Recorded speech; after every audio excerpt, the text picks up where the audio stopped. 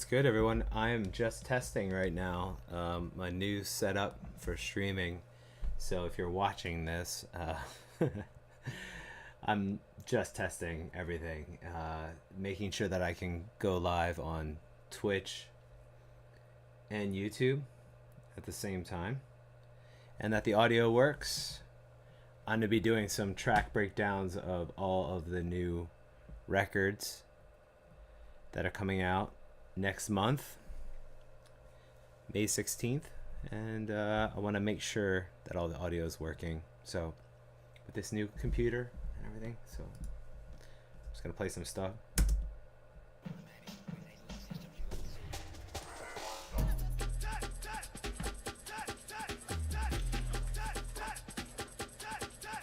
Yeah.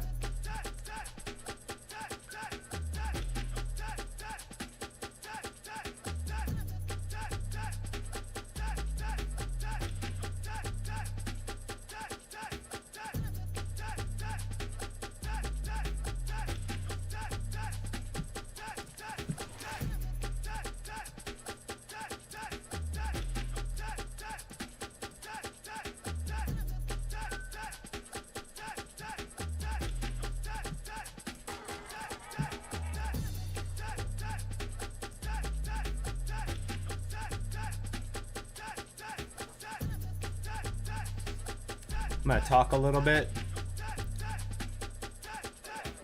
see how the volume is over the music.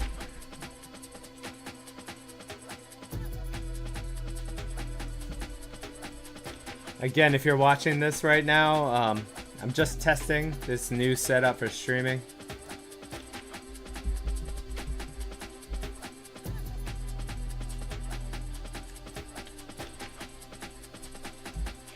Looks like everything's working okay.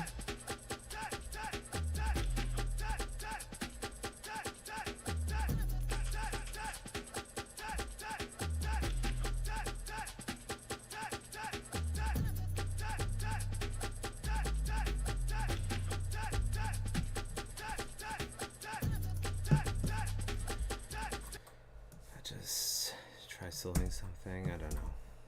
See what this is all about. Check this out. Oh yeah, listen to that. Listen to that wild stuff. Listen to this bass. Yeah. Bass. Let's check out the Think Bus.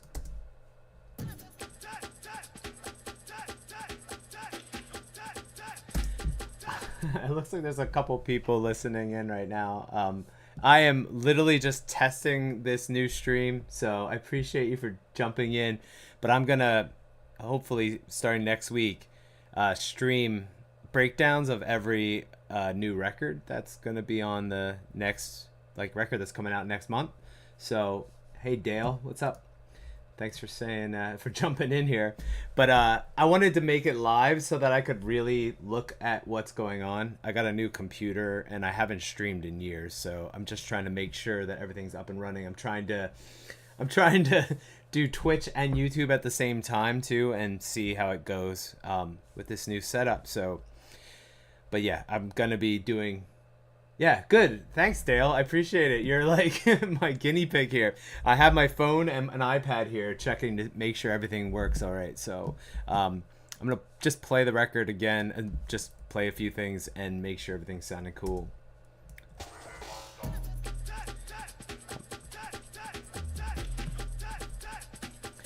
I'm using OBS and a different setup as well.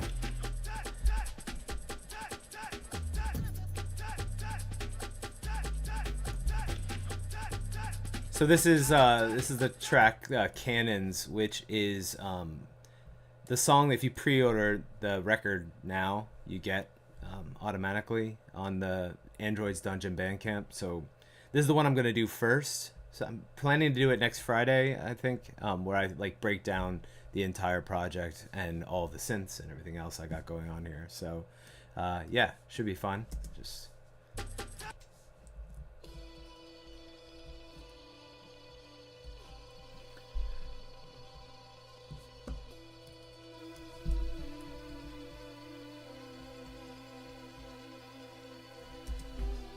I appreciate that, Dale. So the volume is like 9 to 15 dB louder.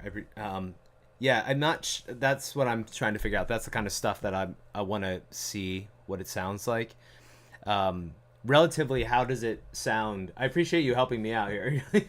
How does it sound compared to like other YouTube videos? Like if you were to jump, or Twitch. I know you're on YouTube right now, but like if you jump, um, I don't have any like limiting going on or anything like that. It's literally just the raw audio coming from the Apogee Mic Plus, and then I'm streaming the audio directly from within the DAW.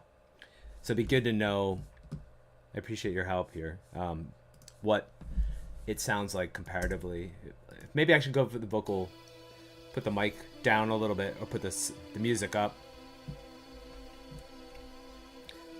I'm gonna bring it up just a little, or bring my mic down a little, and see if that sounds better.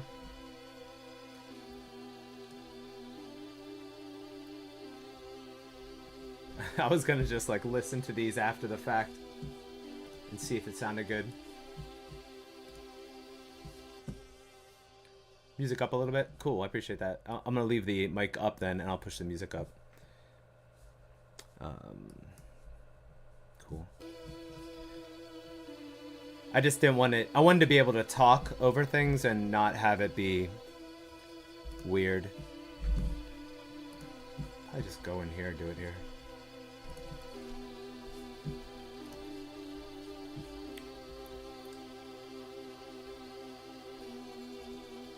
Thanks. Oh, Kate, thanks for joining. I'm literally just testing right now everything. Oh, what's this?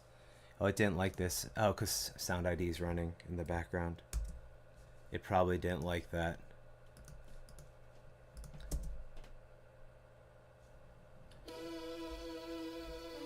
I'm going to play the whole record again, like, and see. I don't know if I necessarily would talk over the entire track, but let's play the tune. This...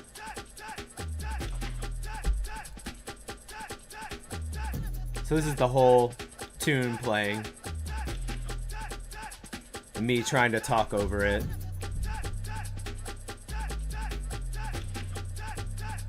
I don't know what this sounds like. I appreciate all of your help, everyone. You're awesome.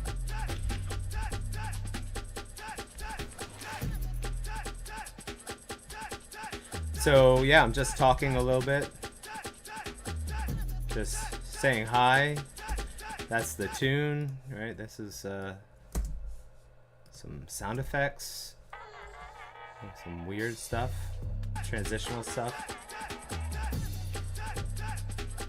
Let's get to the vocal part. Let's go with his vocals.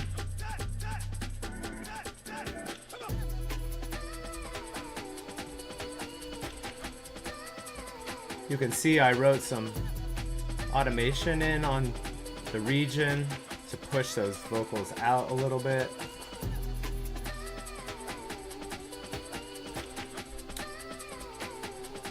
Clipping on the volume here, but I'll probably just throw a limiter on that.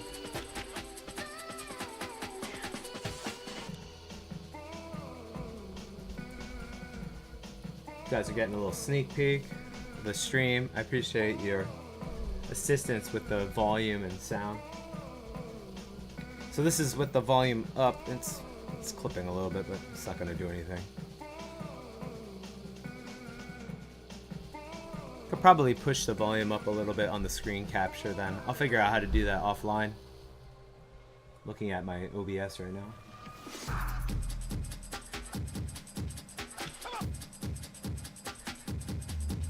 Oh, my bounce on Twitch sounds good. Also check my phone and the bounce is good. I appreciate that. Thank you so much. Thanks so much, guys. Not sure if that's also Dale, but thank you. Appreciate it, 40AX. All right. Well, I really appreciate it, guys. I'm gonna just quickly jump into the like end music, like the new like end stinger, like, you know, opening thing that I made, and I'll jump back into the main stream in a sec just to see how that sounds as well. So I'm just gonna pretend like the stream's ending.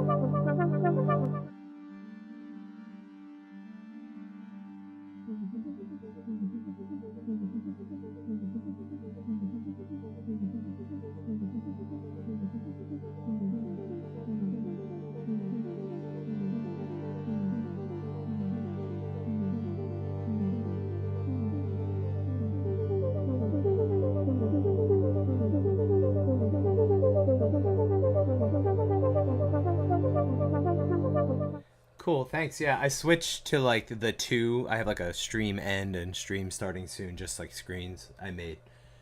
Awesome. Thank you so much. Really appreciate that. That's awesome. I think this is this turned out way easier to do because of your help. I really really appreciate it. Thank you so much.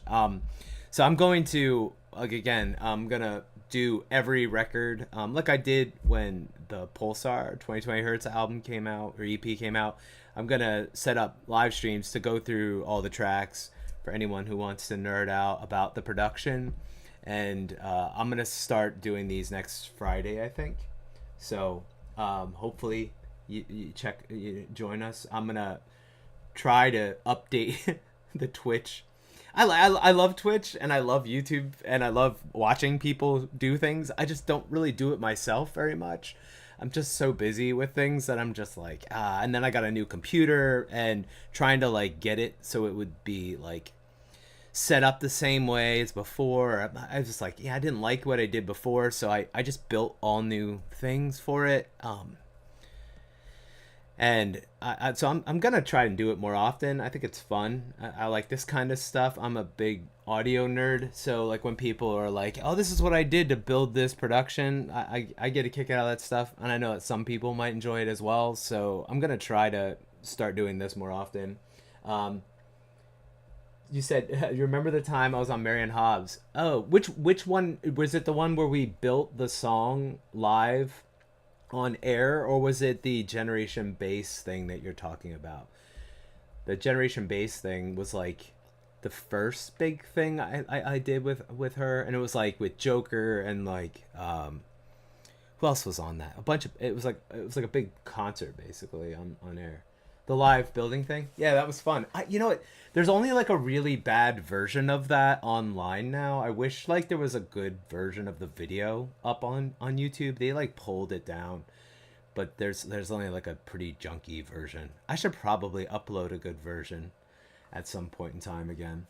But that was fun. Yeah, it was Annika and Rezo and I, because she was like, you should have some friends do it with you, and we were just like, yeah, let's have fun. We'll just have a good time. Oh, you never saw the video? Yeah, there is a video online. If you search like on YouTube, Starkey building the beat, or something like Starkey building the beat on YouTube, someone has like a rip of the video, and the video quality is kind of weak, but you can still check it out. So yeah, the new comp. I'm not prepared to like stream anything video wise here. Hold on, let me try and see. But give me 1 second. Give me 1 second. I'll be right back.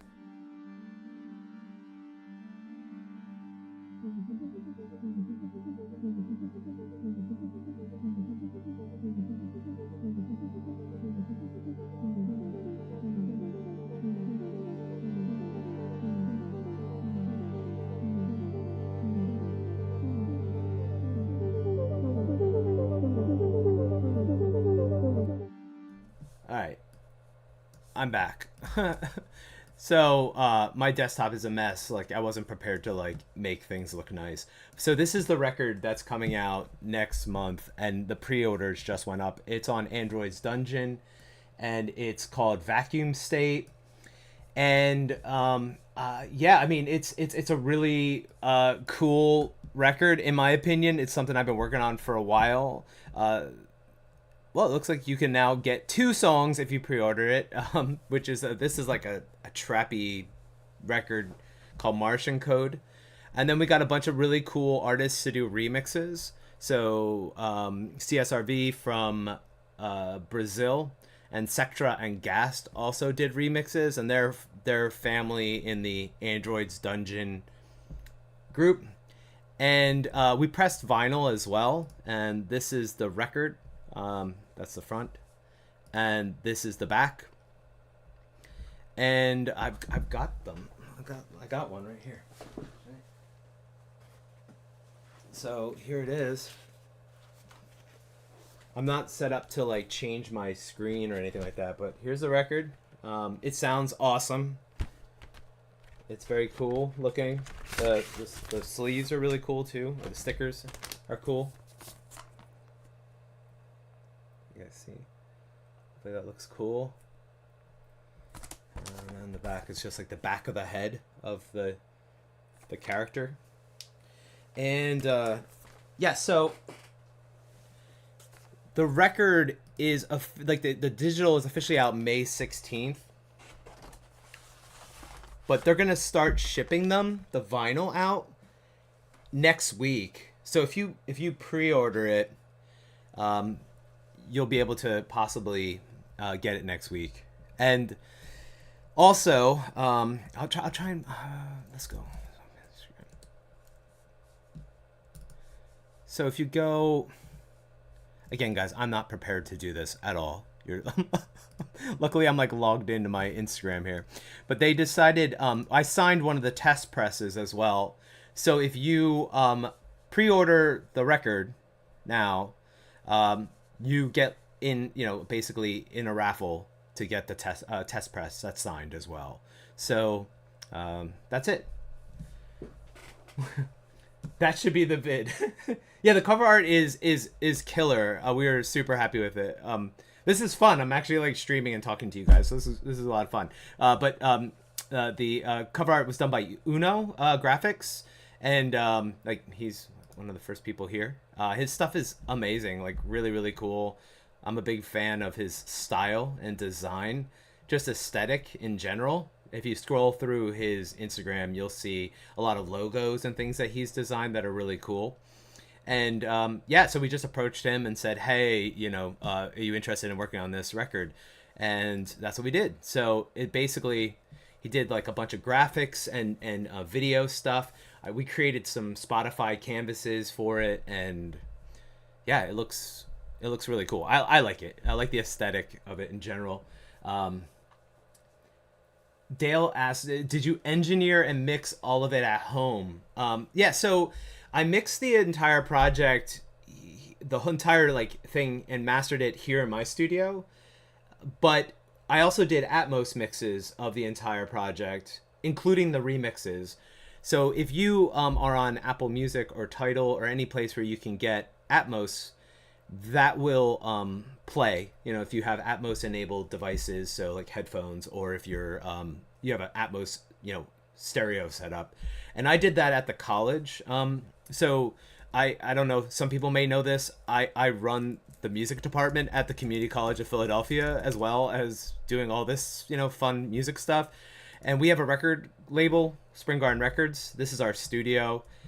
And I did the Atmos mixes at the studio there. So we have this is my buddy Revolver, and this is Ben O'Neill mixing one of his records in Atmos. And we have 3 different mix setups there. So we have Genelex, we have Barefoots, and we have Atoms. And that's my wall of Eurorack and Electron stuff. And tons of outboard equipment. We have a wall of polysynths. Like pretty much everything you could possibly want, we have. And that's Pink Pig right there. That's like our mascot. He's been there in the studio for like 15 years. This studio was built in the past 2.5 years, 3 years. And yeah, you can see it's crazy.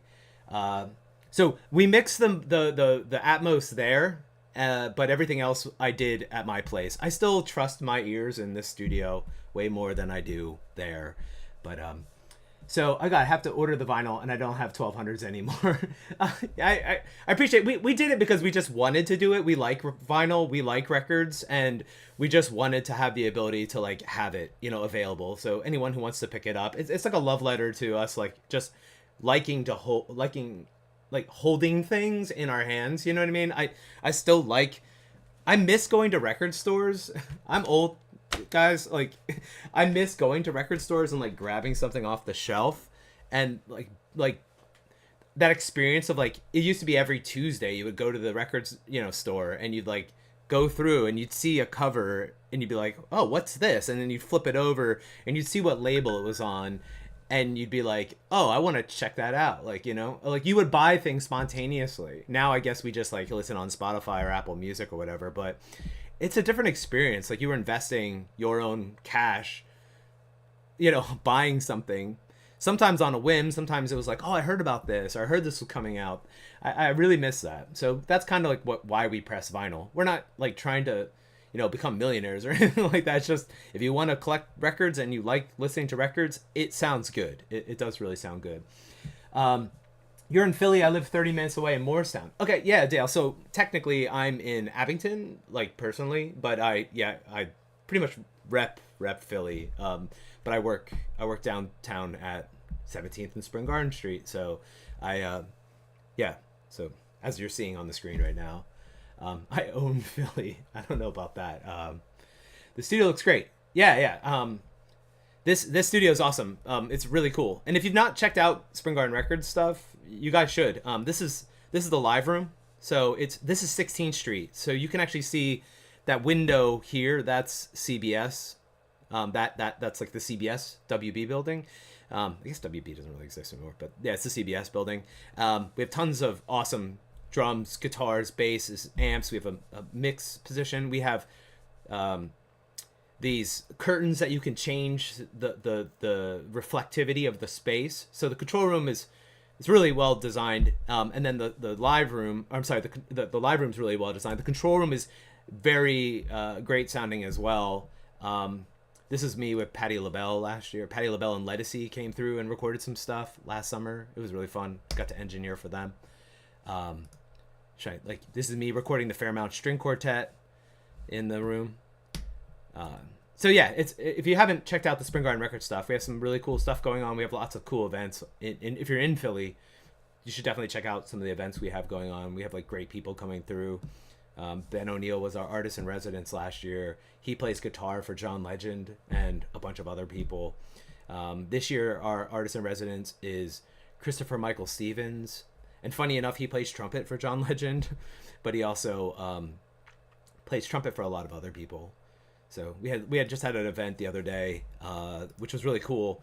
Carol Riddick was there, Marcus Myers, and Mare. Mare's performs with Tierra Whack and Lizzo. So she's really killing it too.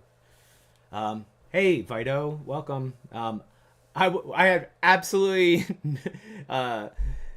did not plan this at all. I was just, for those of you who are joining, I literally was just like, I want to set up this new live stream setup, and I was just going to test things. But now we're having a conversation, and I'm not doing anything. My kids are across the street jumping on a trampoline right now.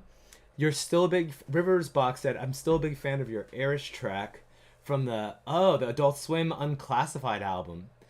Yeah. I actually really like that song. I haven't listened to it in a while though. Probably I need to check it out. Yeah, I need to check it out. I was recording last night at the studio with this really awesome artist named Beatrix Thorne. So this was us last night recording at the studio at CCP. But yeah, I don't know what else to say. But I appreciate you guys jumping in. If you're just joining now, I'm gonna start doing full breakdowns of all the new tracks on my upcoming album starting next week. So this was like my test day of trying to make sure that I could actually get things working and things could get set up properly. So I wasn't expecting anybody to join in, but it's cool that you guys are.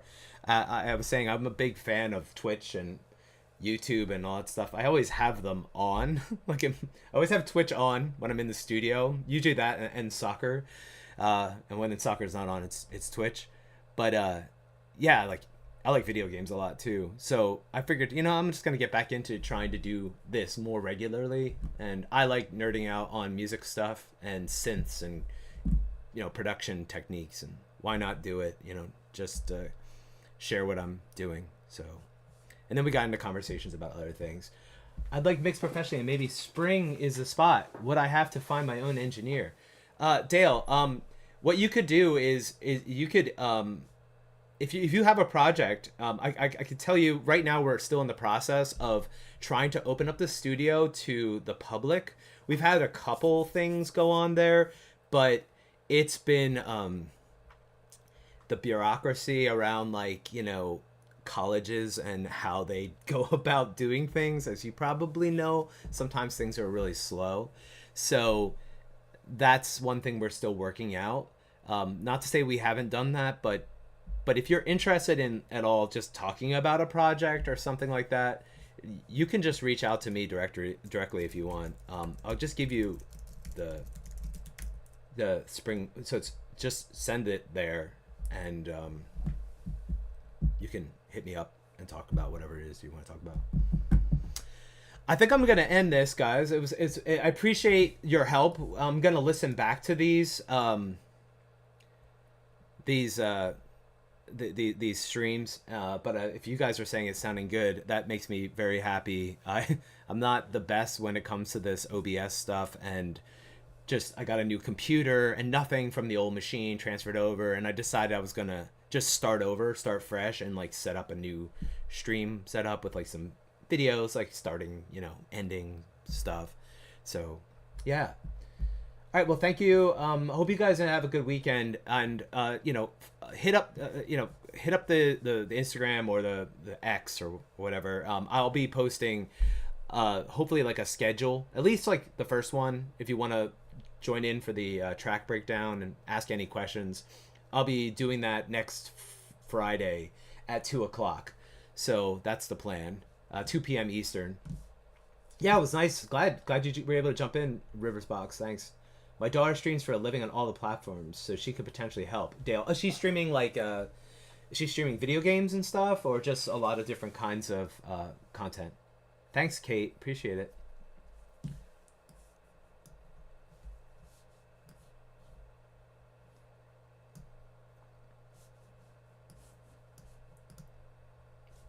I was just seeing it. She's a Fortnite streamer. Oh, cool.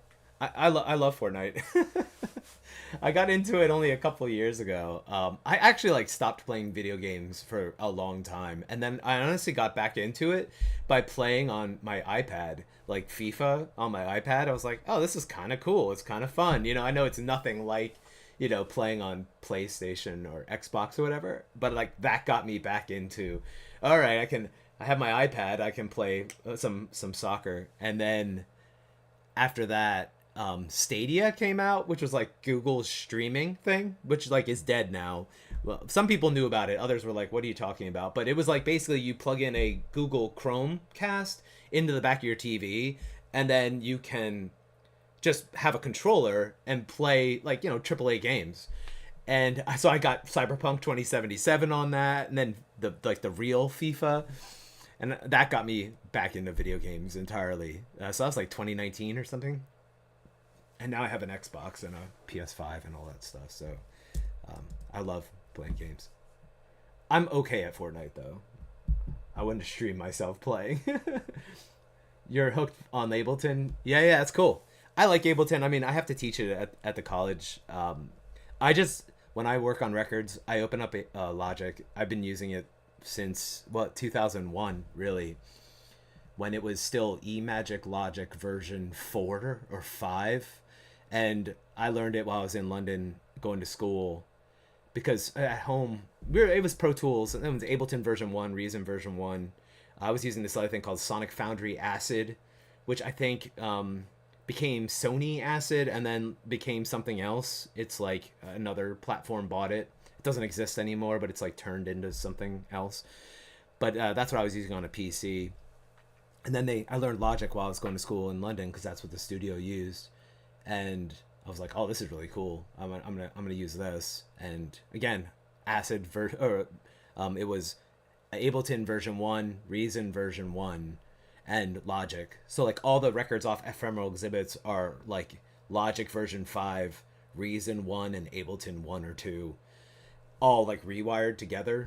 And then Rewire got killed by Reason a number of versions ago, like Reason 11. And now I pretty much just open Logic when I'm working. I rarely open anything else. I have a lot of things, as you can see. I have I have Reaper installed. I use DSP Quattro when I'm doing CD mastering for people, if they need, or anytime you need tracks overlapped, and they're you're mastering a record and you need cohesive stuff, think Dark Side of the Moon. I use DSP Quattro for that. I downloaded the demo of RipX once just to try it. It's not my cup of tea, really. But yeah, I also have a Serato sample on here somewhere. I don't know if I have it in my doc. They gave me a license of that years ago. It's kind of fun, actually. I really enjoy it. Cool. I use Foundry. I remember that I couldn't figure out how to record in Logic, so I used Pro Tools. This track is 74, but some things are muted, but and that includes buses as well. So yeah, there's a lot, but as you can see, there's a lot of things that could be occupying multiple sounds could be on different tracks. Like this break here, this is just a little thing that appears. I could easily have moved these things and placed them there, but I didn't. I just get lazy and just drag things in. I'll talk about it next week, but like when I go really in depth, and I'll make sure I keep those videos up for archives so you can watch them back as well if you miss it.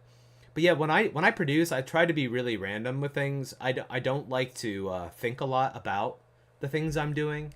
I just like to grab things and try to see if they work in the production. Of course, if I'm like looking for a specific break or a specific like synth sound, I'll open that synth. But when it comes to all this other stuff, I just open up my Logic bookmarks, which are saved to my sample libraries, and I just do random searches and I'll grab things in. I also love that plugin called Rando, which is out, which basically allows you to pull up all of your sample libraries, and it just randomizes them across the keyboard. For some reason, it's not wanting to open right now. There we go. I hate when plugins put like stuff in the middle, but like every note is a sample that's on my library somewhere. And you can loop things and you can like freeze things and like prioritize things, pitch it across the keyboard. I love this because it allows me to just get happy accidents where I'm just banging on the keys and finding things that work. Another plugin I really like, that's, I don't know if it's in this session, is Atlas by Algonaut. And this is for organizing drum samples primarily. If you've not seen this, these are Serato devs in New Zealand. And basically, you can set up these things they call maps.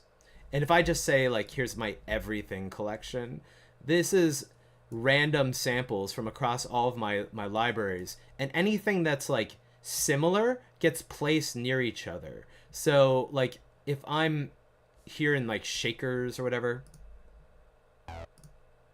you can see sometimes, oh, this is synths. So these are things that can't classify over here. It's like little one-shots and hits. And you can build different sample packs or sample libraries and then freeze things. And it starts to learn what it is you like. So it's like actually like somewhat of a good use of like AI or artificial machine learning. Like when you start building kits, it says, oh, okay, so you like maybe like big boomy kick drums and short snares. And it'll actually suggest those things as you go when you're building your kits. So again, like when I build songs, I don't start with like templates at all. I start from scratch every single time. I have some saved things, like, you know, you can see here. I've got like, you know, here's a bunch of grime samples, right? Like, and there's this, you know, not a ton of things here, but there's stuff here. And then this is like things that sound like trap beats, right? Like it's all kind of here. But that's it. Like I don't start with anything else. There's no templates. My templates don't really exist. I have some like battery saved libraries that I've made over the years, and I have some presets for some of the artists that I work with. So like if I'm doing a vocal for someone like Trim from Roll Deep, you know, I have a vocal chain that I like from like the last record that we did, track called Love Me, and I have that saved so that I can pull it up and start there when I work with him. But like that's the extent of my presets. I'd love to get your busing gain stage approach if you ever get a chance. Yeah, Dale, well, 100%, we'll do it. If you live near here too, we could you should come down to the studio. We could talk. Seriously, I'm like an open book when it comes to this stuff. I've been, besides doing, you know, making records, I've been an educator for like my whole life. I was the nerd that read manuals in school, so people were like, hey, do you want to do this? Do you want to teach people this stuff? I'm like, okay, it's fun. Yeah, so if you're in the Philly area, we can always link up. I gave you my email, so Yeah. So okay, cool. Well, I'm gonna jump off for now. Yeah, I need some education. Yeah, just yeah. I mean, there's people that do this stuff better than me. I mean, it's that's inevitable.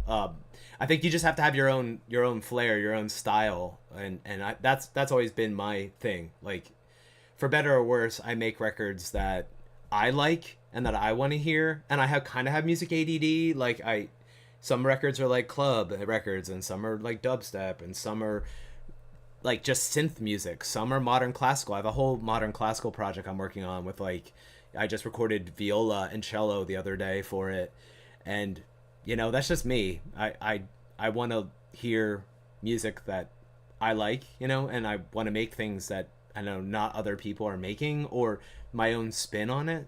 Like I don't really know that many people. There are some that are making 140 BPM like old school hardcore influenced stuff with like grime and dubstep bass lines. That's kind of like where a lot of my you know my sound is right now. Even if you look at like the record I did with Clyde, this is more jungle, but and it's faster for the most part. It's like 160, so it fits more with jungle. But stuff that I did. There we go. Like, what am I doing? Like on Pulsar 2020 Hertz, the track with Grand 4K. This is one of the first songs that was like really in this like new style. That was a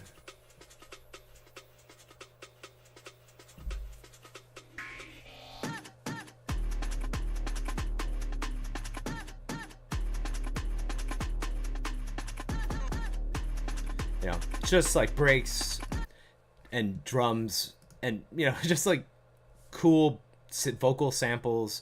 The record I did for Nightbase also has a tune on it that's very much in that zone or that lane.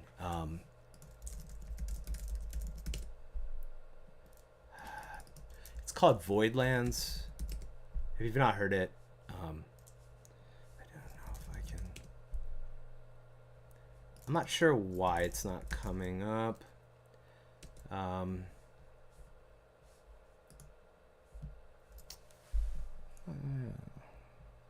It's weird.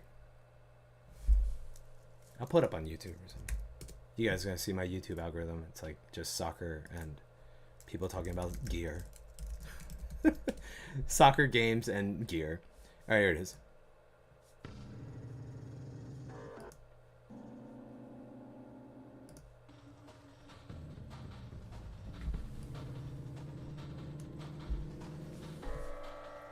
Ah, you like Lost in Space. I appreciate that.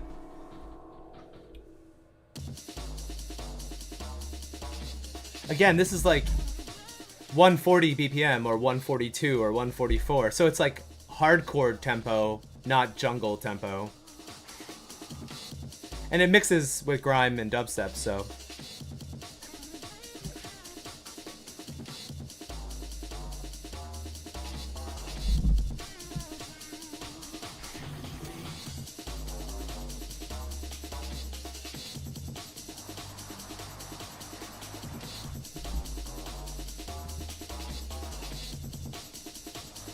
So,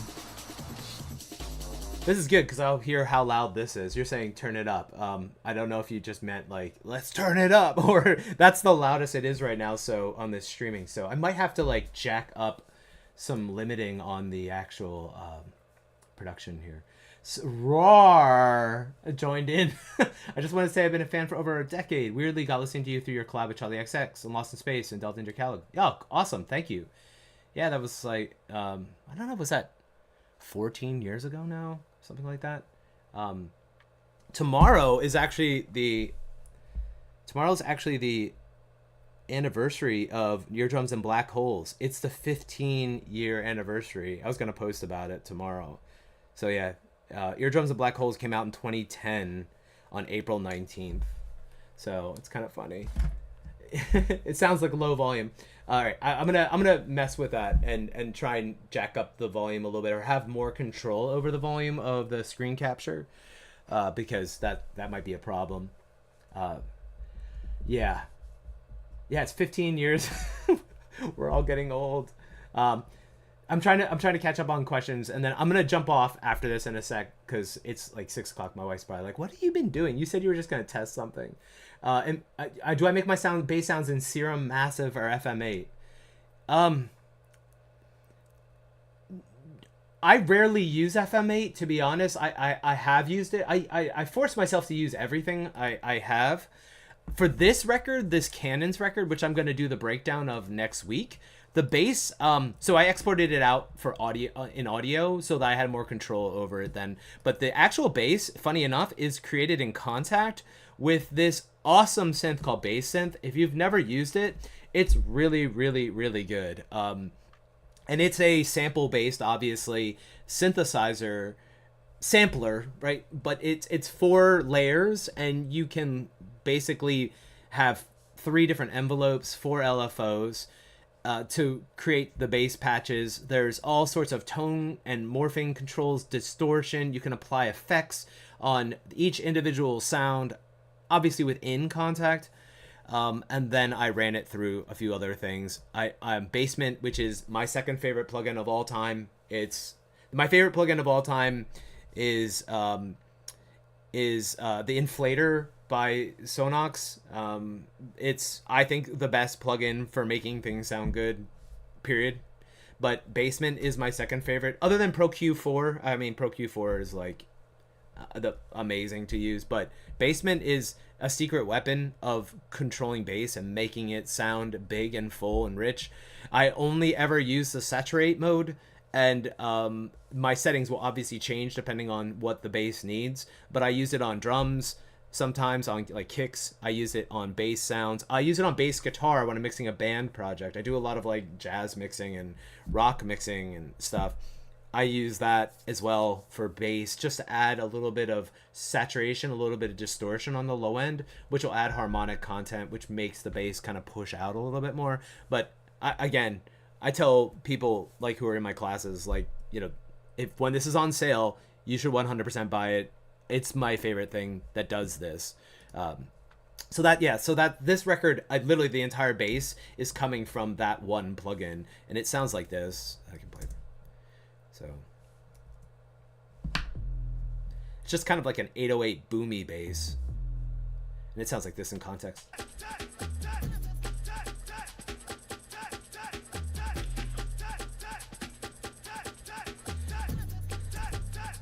I also really like Kick 2, which is now Kick 3. It's the Sonic Academy plugin. A lot of people would just like brush it off as a Kick plugin for like making techno or house, but you can make full-on weird bass lines with it, and I love that. I didn't use it in this record, but that's one of my go-tos is Kick 2. I have not upgraded to Kick 3 yet, but if you go to like Sonic Academy, you can see my wife sent me stuff about solar storms and river dance. Yeah, this is it. Yeah, $66.26. Yeah, so basically with this plugin, you can like elongate the waveform, and you're basically just drawing in like almost like an 808 kick, but you can make the length longer. You can add subharmonic or like overtones, and that just makes, and you could draw in the pitch modulation as well. Kick 3 has even more choices available. If you, I just haven't upgraded to it yet, but that's one of my favorites for making bass sounds as well. It's not expensive, like $85. It's got a slightly better GUI. You can layer other sounds on top. You can analyze kick drums, and then it does like a digital representation of that kick drum, so it basically synthesizes kick drums. So if you're like, oh, I love this kick from this record, you gotta throw it in there and play around with it. I haven't tried it yet, but I've heard people use it, and I think it's really cool. Pleasure Point or Neck Snap. Oh, sweet. Yeah, those classics, oldies. My mate produces Ableton. Is it available on that?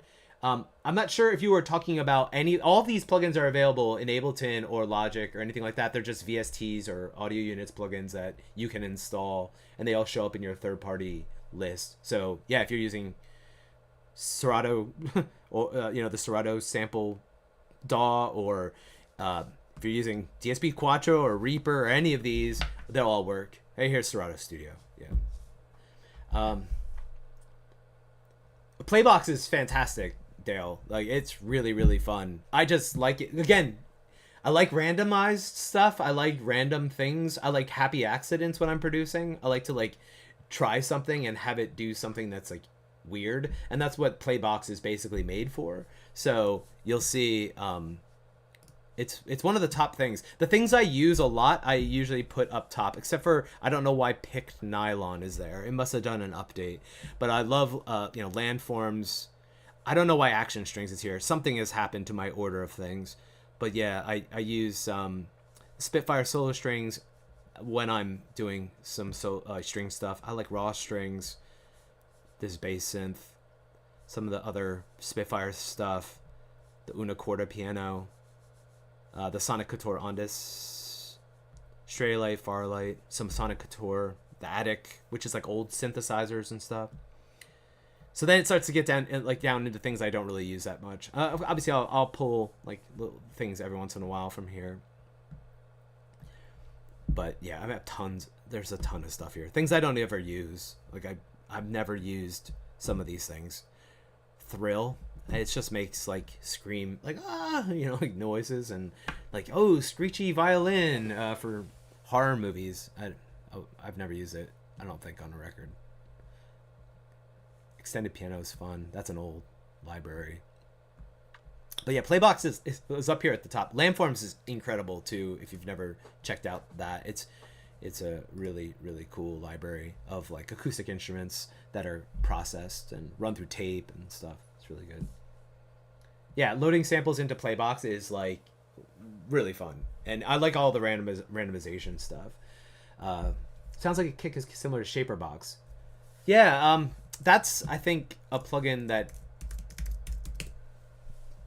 Yeah, so Shaperbox, I think you apply Shaperbox to an effect or to a synthesizer or to a drum sound. So it's an audio effect, I think. I don't have it, but I think you like run your synth or run your drums through it and then add this to add a contour to the sound. But Kick 2 and Kick 3 is a synthesizer and a sampler, so like you're basically creating a waveform inside the actual engine, like inside the synth or the sampler, right? It resynthesizes things. So basically it's creating this waveform and then you're shaping it with envelopes. So it's a little different, I think. I haven't used Shaperbox. There are a couple Cable Guys plugins I use though. Halftime's fun, and I have another thing they gave away for free at one point in time. The Shaperbox 2. I have some of it. I only have the Drive one. That was the one they gave away for free. So I do have it, but I don't know. It's not authorized. I got a new machine, so some of my plugins are still not even up on here. That's why I did this test stream today. Cool. All right, well, it's been fun, guys. I appreciate you jumping in, and this was way longer than I thought it was going to be. I will probably pull these videos down. I don't know, maybe I'll leave them up. Why not? I'll just leave them up and say it's a demo thing. I'll put it in the description for people. Impromptu discussion. And look on social media, whatever. I'll be posting the real live streams of when I'm gonna like do all these track breakdowns in the future, and hopefully I'll get my OBS even more organized and set up ahead of time. But I think I got it working, and I appreciate all your help. It's been fun. Enjoy your weekend, everyone. I'll see ya.